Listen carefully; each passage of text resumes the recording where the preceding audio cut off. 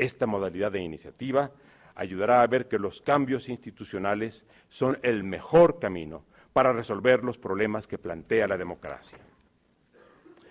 La retórica de la intransigencia ha invadido el discurso político.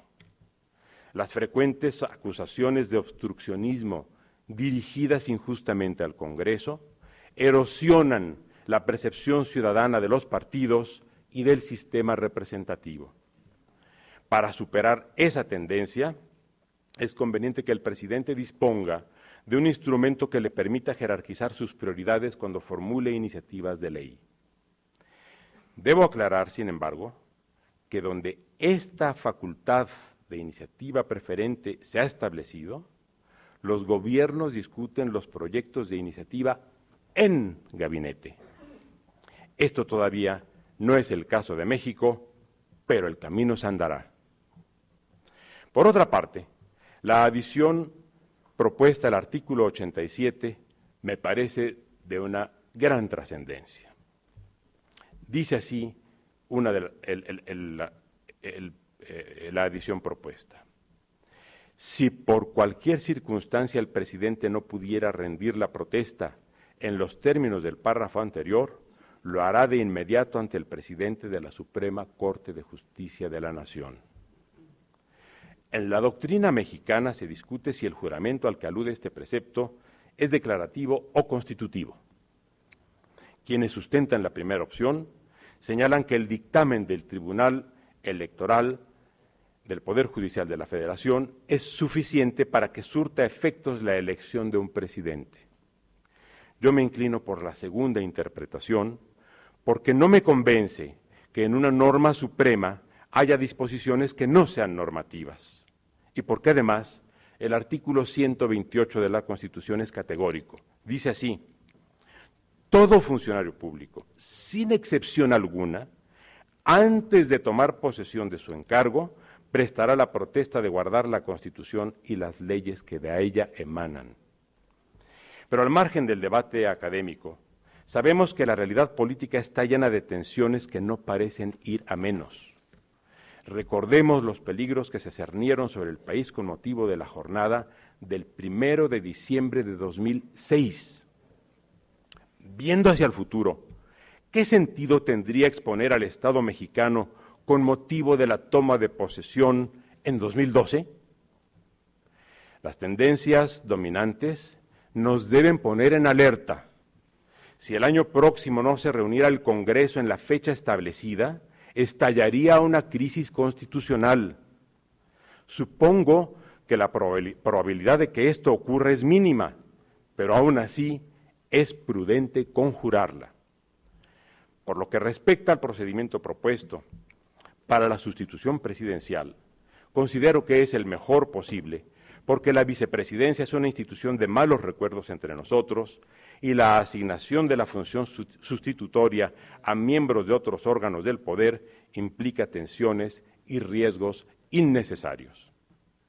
Las reformas proyectadas permitirán resolver con diligencia la desafortunada circunstancia de padecer la falta absoluta de un presidente. Sugiero, no obstante, un pequeño cambio. Con relación al presidente interino y al sustituto, al final del párrafo tercero del artículo 84 se propone que se diga, cito textualmente: el así electo iniciará su encargo y rendirá protesta ante el Congreso 7 días después de concluido el proceso electoral. Para evitar equívocos, recomiendo que se tenga en cuenta la reforma proyectada para el artículo 87 a la que ya me referí, y que por lo mismo ese párrafo tercero diga: el así electo tomará posesión de su cargo en los términos del artículo 87, 7 días después de concluido el proceso electoral. De esta manera, la protesta se podría presentar ante la Comisión Permanente o ante el presidente de la Corte. Hay una llamativa paradoja. Durante un largo periodo, se consideró que había ciertas cosas que eran imposibles de llevarse a cabo porque habrían sido un revulsivo social. nadie habría osado, por ejemplo, despedir a 40,000 trabajadores de una plumada o cerrar una fuente de trabajo como la segunda aerolínea del país. Esta actitud ha cambiado y muchos intereses sociales han sido afectados por acción o por omisión.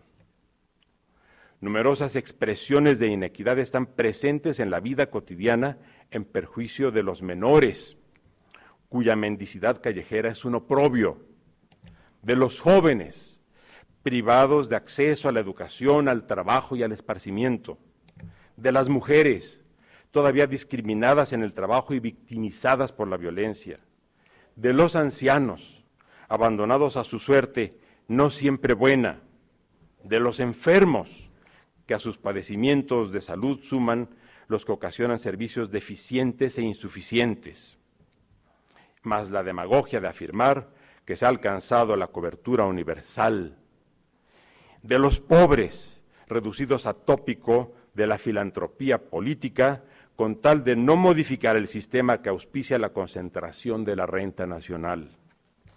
Entre tanto, florecen la corrupción y la incompetencia burocráticas, y en la mitad del país se ha optado por derogar el principio de secularidad del Estado. Esto ha ocurrido con motivo de las reformas a 18 constituciones estatales. Uno tiene que preguntarse, ¿cómo es que la sociedad acepta esta multiplicidad de hechos que habrían sido explosivos hace unas décadas? La respuesta no es que seamos una sociedad pasiva de la que es posible abusar sin consecuencias.